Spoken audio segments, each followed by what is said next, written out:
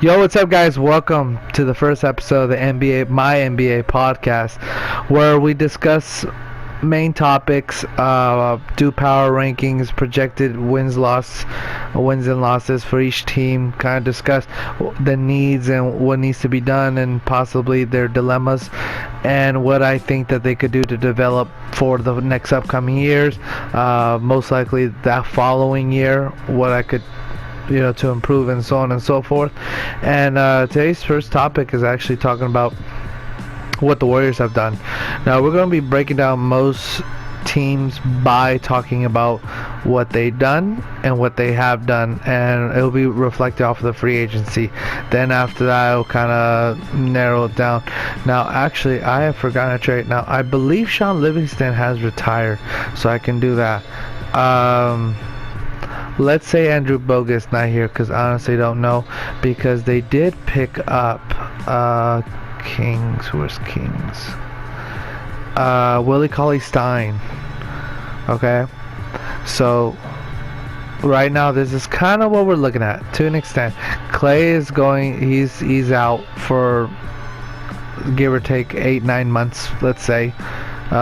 Steph Curry, D'Angelo, Draymond, Willie Cauley-Stein, Kevon Looney, and then so on and so forth, plus their draft picks that they've made.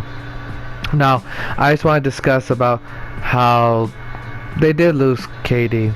It is what it is. He wanted to move on. The nice thing is that the Warriors did do was get D'Angelo Russell out of it. Now, that's at least saying something. We received something at least from losing Durant. The only problem was that they had to give up a draft pick. They also gave up a draft pick for Iguodala to get rid of Iguodala because of, I believe, because he whistleblowed, quote unquote, snitched. Yeah, he basically called them out of the things they did from Durant's perspective, which will be another topic for another day. But just talking about what the Warriors have done, you still have Steph, you still have Clay, he'll come back possibly in playoffs, or they might just say, hey, Clay, just take off the year. We don't know. Or he might be like Adrian Peterson, come back in a few months. And then you have Draymond and then D'Angelo. Now, I believe, in my opinion, that D'Angelo is going to be a good trading piece.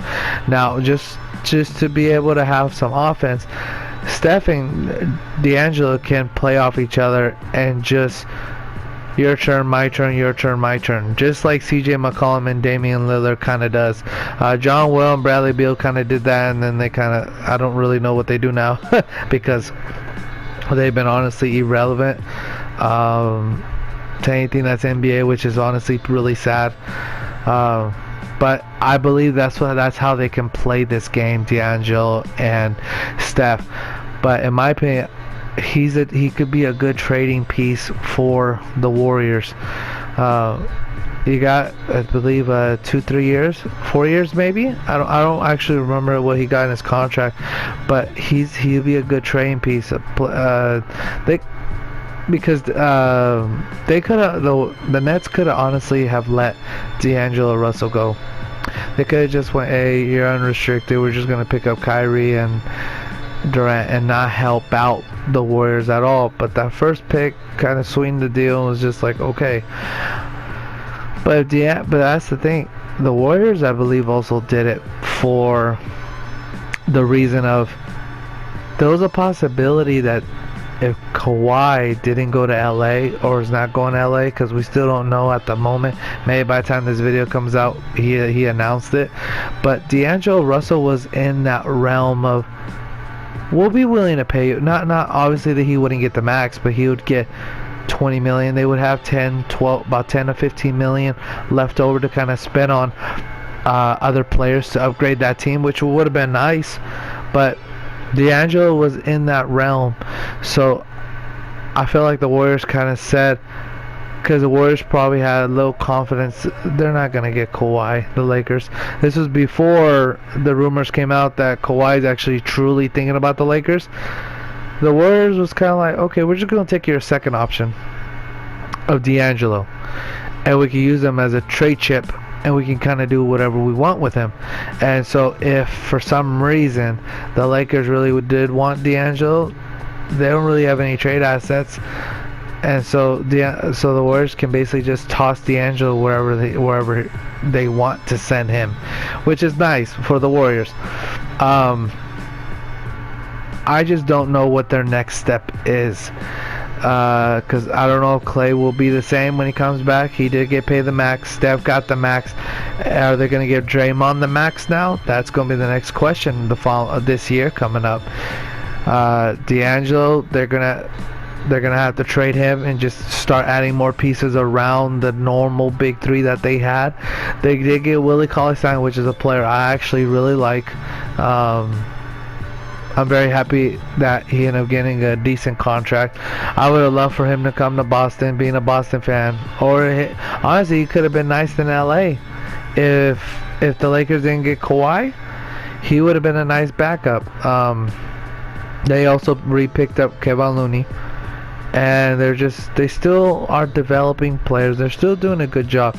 The Warriors are still going to be a contender if Clay does come back to where he was, and if he does, they're contenders.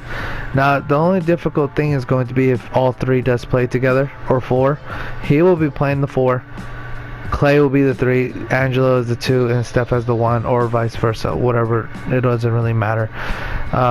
And that's going to be a lot of balls for these 3 players right here. And D'Angelo, he's a volume shooter. He needs to have the ball in his hands to be super effective, as you saw with the I was going to say New Jersey Nets, Brooklyn Nets.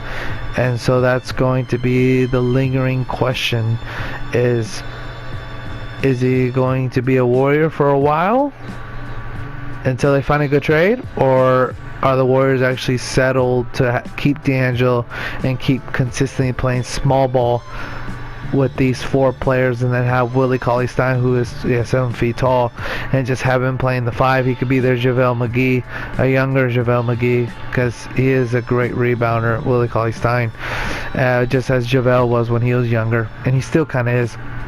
So that's going to be the main questions the Warriors are going to need to answer quick, because I don't know if this was just give us anything that you have, and we could do a signing and trade for KD.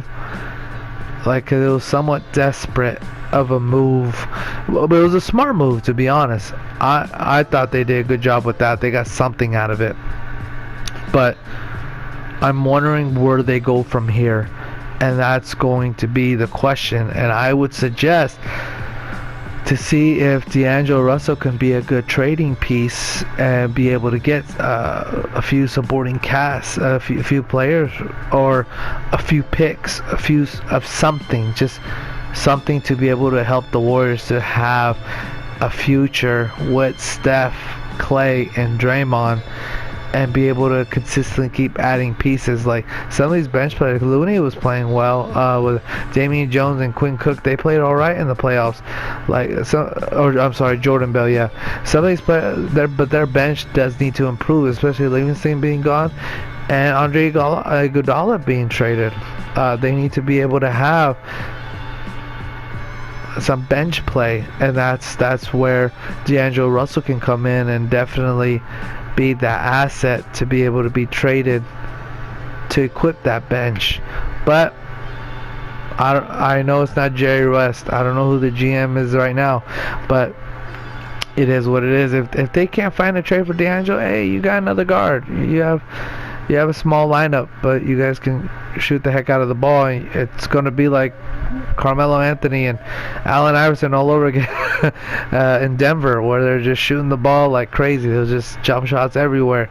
That's how this team might actually be, except much better equipped than them. But you get what I mean? So it just matters on how the Warriors are going to take this. But yeah, I do appreciate y'all watching. I appreciate y'all listening, and I'll talk to y'all later. Peace.